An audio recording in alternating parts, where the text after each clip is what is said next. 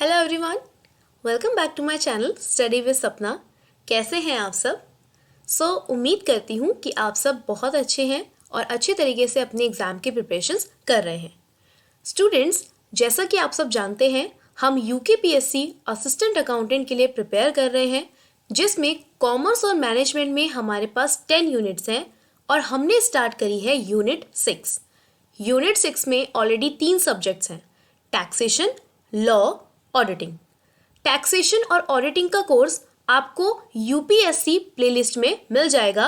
मैं इसका भी लिंक डिस्क्रिप्शन बॉक्स में दे दूंगी। तो हमने स्टार्ट करी है हमारी इस यूनिट का पोर्शन लॉ। तो स्टूडेंट्स, जैसा कि आप सब देख सकते हैं, लॉ में इतने सारे एक्ट्स पूछे गए हैं आपसे और ये सारे एक्ट्स हम एक एक करके कवर करेंगे। बट मैं आपको बता दूं कि इंडियन कॉन्ट्रैक्ट एक्ट 1872 के लेक्चर्स, जिसमें 5 लेक्चर्स हैं, नेचर ऑफ कॉन्ट्रैक्ट के बारे में चीज़ें उसमें कवर हुई हैं। ये मैंने YouTube पर अपलोड किया है, इसे आप जाकर पढ़ सकते हैं, वहाँ से इस चीज़ को कवर कर सकते हैं। बाकी के लेक्चर्स भी मैं बहुत जल्द अपलोड करूँगी, ठीक है? तो डिस्क्रिप्शन बॉक्स में आपको लिंक मिल जाएगा। आप क्या कर सकते हैं, उसके थ्रू अपनी जो भी स्टडी मटेरियल है उसके अकॉर्डिंग पढ़ सकते हैं। आपको ऑडिटिंग मिल जाएगा, इनकम टैक्स मिल जाएगा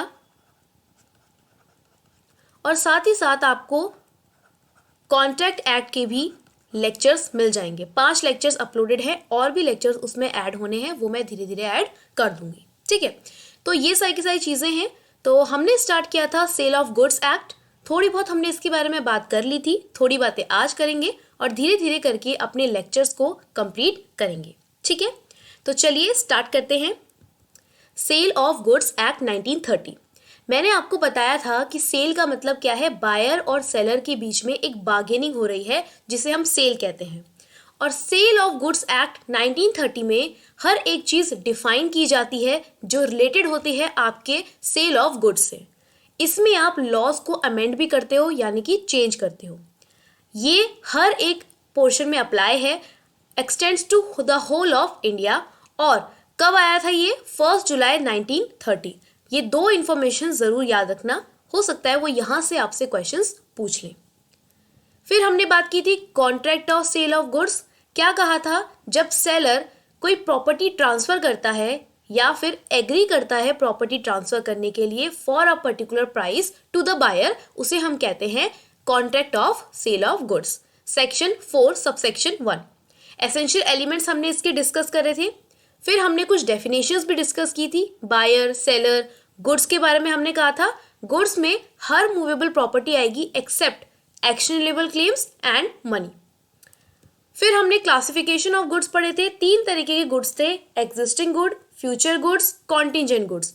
एग्जिस्टिंग गुड्स जो अवेलेबल हैं सेलर के पास जब आप कॉन्ट्रैक्ट ऑफ सेल कर रहे हैं।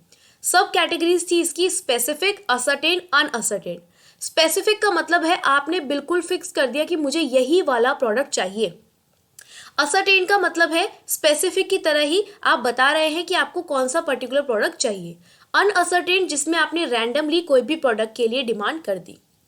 फ्यूचर गुड्स वो गुड्स जो फ्यूचर में प्रोड्यूस होंगे। आपने कॉन्ट्रैक्ट आज कर लिया बट गुड्स कब प्रोड्यूस होंगे? फ्यूचर में, और तब वो आपके पास डिलीवर होंगे।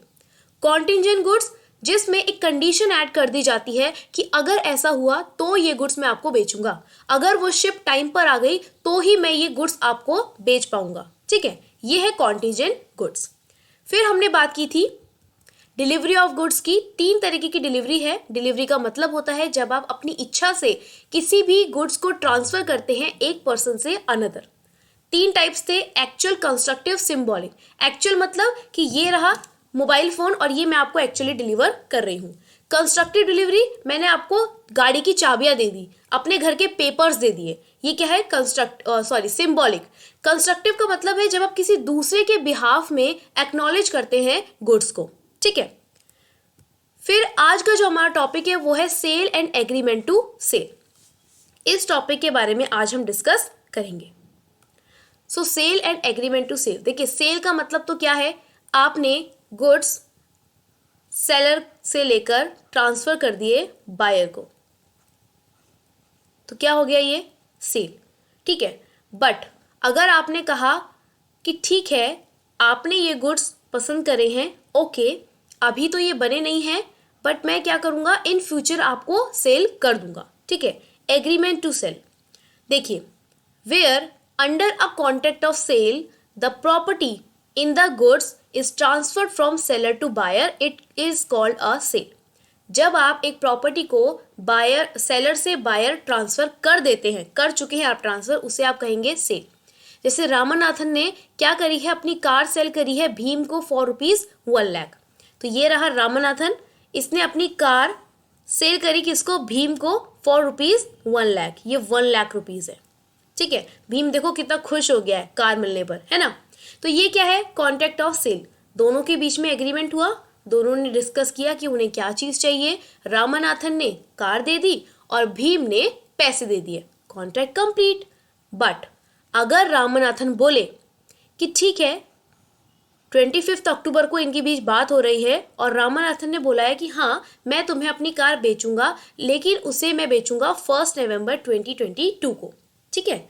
कब इनके बीच में एग्रीमेंट हो रहा है, 25 अक्टूबर। 25 अक्टूबर को रामनाथ एग्री कर रहा है कि मैं आपको अपनी कार बेचूंगा, भीम मैं आपको अपनी कार बेचूंगा, लेकिन ये जो कार बिकेगी कब बिकेगी, 1 नवंबर 2022 को, ठीक है।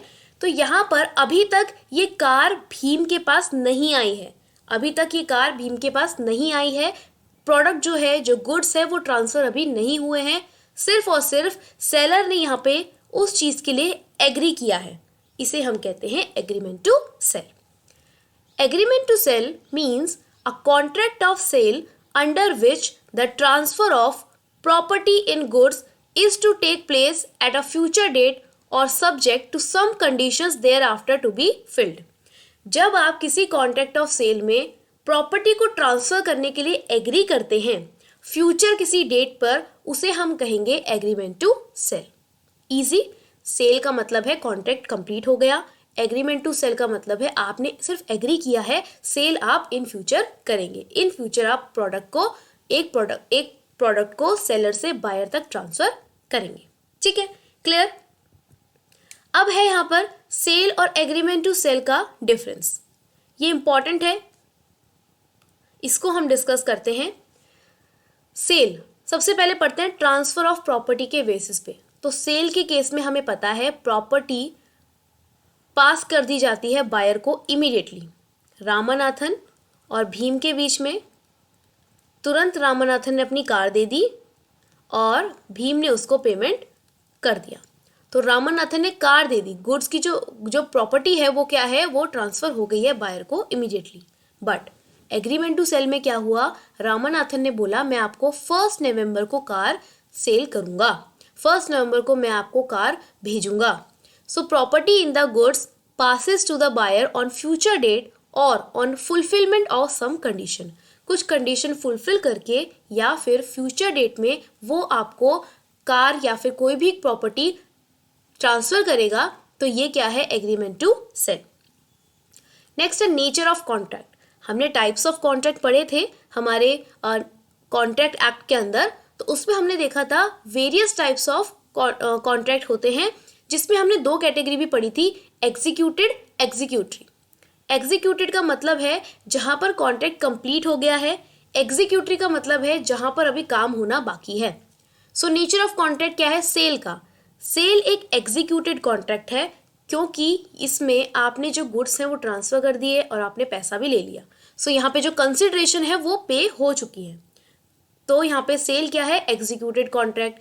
एग्रीमेंट टू सेल में क्या है, ये है एग्जीक्यूटरी कॉन्ट्रैक्ट। क्यों, क्योंकि अभी तक कंसिडरेशन पे नहीं हुआ है, वो कब पे होगा, फ्यूचर डेट में। रेमेडीज फॉर ब्रीच, अगर आप इस कॉन्ट्रैक्ट को ब्रीच करते हैं तो सेलर बायर को क्या कर सकता है, स्यू कर सकता है, केस कर सकता है for the price of goods, goods का जो प्राइस है उसके लिए, क्योंकि because of the passing of property therein to the buyer, क्योंकि यहाँ पर जो प्रॉपर्टी है वो पास कर दी गई है बायर को। तो अगर यहाँ पे कॉन्ट्रैक्ट बेस्ड अगर आपका कॉन्ट्रैक्ट ब्रीच हो जाता है तो सेलर क्या करेगा, बायर को उस प्राइस ऑफ गुड्स के लिए क्या कर देगा, स्यू कर देगा। एग्रीमेंट टू सेल का मतलब है aggrieved party can sue for damages only and not for the price unless the price was payable at a stated date. Agreement to sale में आप क्या होगा, सिर्फ और सिर्फ डैमेजेस के लिए आप स्यू कर सकते हो, प्राइस के लिए नहीं कर सकते। ठीक है, फ्यूचर डेट पर आपने जो प्रोडक्ट भेजना था वहाँ पर कॉन्ट्रैक्ट में कुछ गड़बड़ हो गई और अब आपने वो प्रोडक्ट नहीं भेजा, जिसकी वजह से किसी भी पार्टी को नुकसान हो गया। एग्रीव पार्टी मतलब पीड़ित पक्ष, उसको नुकसान हो गया और उस नुकसान में आप क्या कर सकते हो, आप दूसरी पार्टी को डैमेजेस के लिए क्लेम कर सकते हो, प्राइसेस के लिए नहीं। Liability of parties, subsequent loss और destruction of the goods is the liability of buyer. अगर गुड्स खराब हो जाते हैं, कुछ लॉस होता है, तो इसमें रिस्पॉन्सिबल कौन होगा, बायर, क्योंकि अब तो ओनरशिप बायर के पास है। बट अगर एग्रीमेंट टू सेल में क्या हो, आपके कोई प्रोडक्ट या आपके कोई गुड्स लॉस हो जाए या डिस्ट्रक्शन हो जाए, तो लायबिलिटी सेलर की होगी, क्योंकि अभी भी ओनरशिप किसके पास है, सेलर के पास है। ठीक है, बर्डन ऑफ रिस्क, रिस्क किसके पास होगा, बायर के पास होगा, क्योंकि ओनरशिप उसके पास है, एंड रिस्क फॉलोज ओनरशिप। यहां पर रिस्क किसके पास है, सेलर के पास है, क्योंकि अभी भी ओनरशिप सेलर की है। नेचर ऑफ राइट्स, ये जस्ट इन रेम का राइट क्रिएट करता है और agreement to sell jus in personam का राइट क्रिएट करता है। जस्ट इन रेम का मतलब होता है against the whole world, against the whole world, और जस्ट इन पर्सोनम का मतलब है अगेंस्ट अ पर्सन। अगर आपने कोई प्रोडक्ट खरीद लिया, ठीक है, अब वो आपका हो गया, ओनरशिप आपकी हो गई, तो आपका जो उसके ऊपर राइट है वो अगेंस्ट द वर्ल्ड है। कोई भी पर्सन उसके लिए आपसे लड़ नहीं सकता, आपको कुछ नहीं कह सकता। एग्रीमेंट टू सेल में ऐसा नहीं है, उसमें आप एक पर्टिकुलर पर्सन के अगेंस्ट ही अपना राइट रख सकते हैं। जैसे एज अ बायर आपका जो राइट होगा वो सिर्फ और सिर्फ सेलर के लिए होगा, और जो सेलर का राइट यहाँ पे क्रिएट होगा वो सिर्फ और सिर्फ बायर के लिए होगा, क्योंकि अभी तक प्रोडक्ट ट्रांसफर नहीं हुआ है। राइट ऑफ रीसेल, भाई इस केस में, सेल के केस में आप गुड्स को रीसेल नहीं कर सकते। क्यों, क्योंकि ऑलरेडी सेलर ने वो गुड्स बायर को दे दिए हैं, तो अब आप उसे रीसेल नहीं कर सकते। एग्रीमेंट टू सेल में अभी भी आपके पास ये राइट होता है, ये ओनरशिप क्योंकि आपके पास है, तो क्या करेगा सेलर, उसके पास अभी भी चांस है कि वो अपने गुड्स को सेल कर सकता है। So the seller may sell the goods since ownership is with the seller. अब in case of insolvency of seller, seller अगर इंसॉल्वेंट हो गया, the official assignee will not be able to recover the goods but will recover the price from the buyer. So यहाँ पे जो official assignee होगा वो goods तो recover नहीं करेगा, बट वो प्रोडक्ट का जो प्राइस है वो बायर से रिकवर कर सकता है, इन केस अगर सेलर इंसॉल्वेंट हो जाए। और यहाँ पर जो ऑफिशियल साइनी है उसका जो कंट्रोल होगा सिर्फ गुड्स पर, over the goods, but the price will not B recoverable. लेकिन यहाँ पे आप प्राइस को नहीं मांग सकते, आप सिर्फ और सिर्फ अपने गुड्स को क्या कर लेंगे, अपने पास रख लेंगे और बायर को नहीं देंगे, बट प्राइस के लिए आप यहाँ पर क्लेम नहीं कर सकते, उसे रिकवर नहीं कर सकते। In case of insolvency of buyer, buyer के केस में देखा जाए the official assignee will have control over the goods, buyer के पास जो कंट्रोल होगा वो गुड्स के लिए होगा, बट एग्रीमेंट टू सेल में यहाँ पर गुड्स के ऊपर भी कोई कंट्रोल नहीं होगा। क्यों, क्योंकि एग्रीमेंट टू सेल है, अभी तो ओनरशिप आपके पास आई भी नहीं है, है ना, इस वजह से। ठीक है, तो उम्मीद करती हूँ सेल और एग्रीमेंट टू सेल आपको क्लियर है, इंपॉर्टेंट है, यहाँ से क्वेश्चंस पूछे जा सकते हैं। ठीक है, इसके बाद मैंने कुछ क्वेश्चंस इसमें ऐड करे हैं जिसको हम अभी सॉल्व करेंगे। पहला क्वेश्चन है मल्टीपल चॉइस क्वेश्चंस, मैंने ये ICAI के मटेरियल से लिए हैं, वहाँ पे यूनिट वाइज क्वेश्चंस में प्रैक्टिस क्वेश्चंस आपको बहुत अच्छे मिल जाएंगे, तो जो भी आपकी रिक्वायरमेंट है उसके अकॉर्डिंग आप प्रैक्टिस कर सकते हैं। मैंने कुछ क्वेश्चंस को यहाँ ऐड किया है और बहुत जल्द मैं UKPSC में जो क्वेश्चंस पूछे गए हैं पर्टिकुलर टॉपिक से वो भी आपके लिए लेकर आऊँगी। ठीक है, पहले हम इनको डिस्कस कर लेते हैं। A contract for the sale of goods where property would pass to the buyer on payment of total price would be. यहाँ पर क्या हुआ, सेल ऑफ गुड्स का कॉन्ट्रैक्ट हुआ है जहां पे बोला है कि प्रॉपर्टी बायर को तब ट्रांसफर की जाएगी जब टोटल प्राइस पे कर दिया जाएगा। ठीक है, इसका मतलब अभी तक पूरी ओनरशिप नहीं दी गई है, तो ये क्या है, ये है आपका एग्रीमेंट टू सेल।